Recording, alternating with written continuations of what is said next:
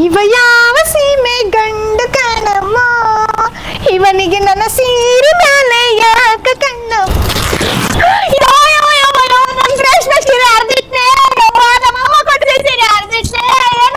ಸೀರೆ ಅರ್ಧೋಯ್ತು ಅಂತ ఏంటి ಬಂಡಿ ಬರ್ಸ್ತೀಯ? ಬಾ, ಅರ್ಧೋಗಿರೋ ರೇಷ್ಮೆಗೆ ನಾನು ದುಡ್ಡು ಕೊಡಿಸ್ತೀನಿ. ಬಾ, ನಾನು ನಿಜವಾಗ್ಲೂ ಕೊಡ್ತಾರಾ? ನಿಜವಾಗ್ಲೂ ಕೊಡಿಸ್ತೀನಿ. ಬಾ, ಮನೇಲಿ 4 ಸೀರೆ ಐತೆ, ಅದನ್ನ ಎತ್ಕೊಂಡ್ ಬಂದ್ಬಿಡ್ತೀನಿ. ಬೇಗ ತಗೊಂಬಾ.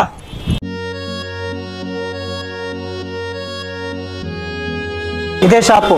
ಓ, ಇದೇ ಶಾಪಾ? ಕನ್ಫರ್ಮ್ ದುಡ್ಡು ಕೊಡ್ತಾರಾ? ಕನ್ಫರ್ಮ್ ಕೊಡ್ತಾರೆ. ನಾನ್ ಬರೀ ಮನೆಯಿಂದ 4-5 ಸಾರಿ ಎತ್ಕೊಂಡ್ ಕೊಡ್ತಾರೆ. ಬಾ, ನೋಡಿ.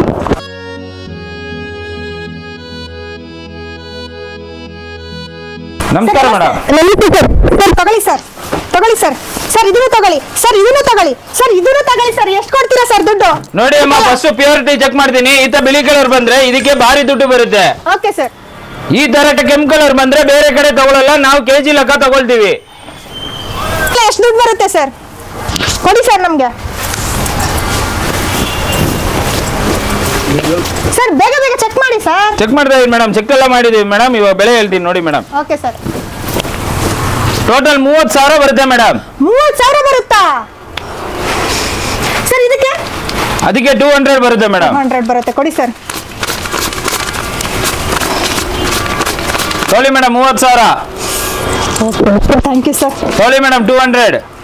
ಯಾವ್ದ್ರಲ್ಲಿ ಬಂದಿದ್ದೀರಾ ಮೇಡಮ್? ಸರ್ ಆಟೋದಲ್ಲಿ ಬಂದಿದ್ದೀವಿ. ತೊಗೊಳ್ಳಿ ಮೇಡಮ್, ಆಟೋ ಚಾರ್ಜ್ ಕೊಡ್ತೀವಿ. ಅಮ್ಮನ್ ಹಳೆ ಸಾರಿ, ನಮ್ಮ ಅಜ್ಜಿ ಹಳೆ ಸಾರಿ ಎಲ್ಲ ಕೊಟ್ಟು ಇಷ್ಟೊಂದು ದುಡ್ಡು ತಗೊಂಡೆ. ನೀವು ತಗೋಬೇಕಾ? ಅಮ್ಮನ್ ಸೀರೆ ಇದೆಯಾ, ಅಜ್ಜಿ ಸೀರೆ ಇದೆಯಾ? ಸೊ ಎಲ್ಲಾ ಸಾರಿನೂ ಇವ್ರ ಶಾಪ್ಗೆ ನೀವೇನಾದ್ರೂ ಬಂದ್ ಕೊಟ್ರೆ ಕೈ ತುಂಬಾ ದುಡ್ಡು ಕೊಡ್ತಾರೆ.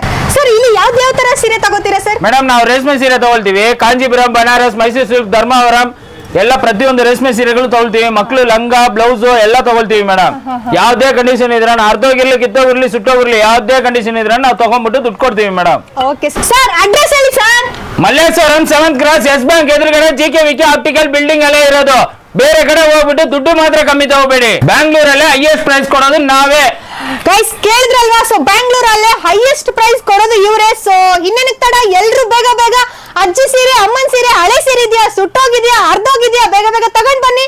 ಕೈ ತುಂಬಾ ದುಡ್ಡು ತಗೊಂಡೋಗಿ. ಬೇರೆ ಕಡೆ ಹೋಗ್ಬಿಟ್ಟು ಕಮ್ಮಿ ದುಡ್ಡು ಮಾತ್ರ ತಗೋಬೇಡಿ.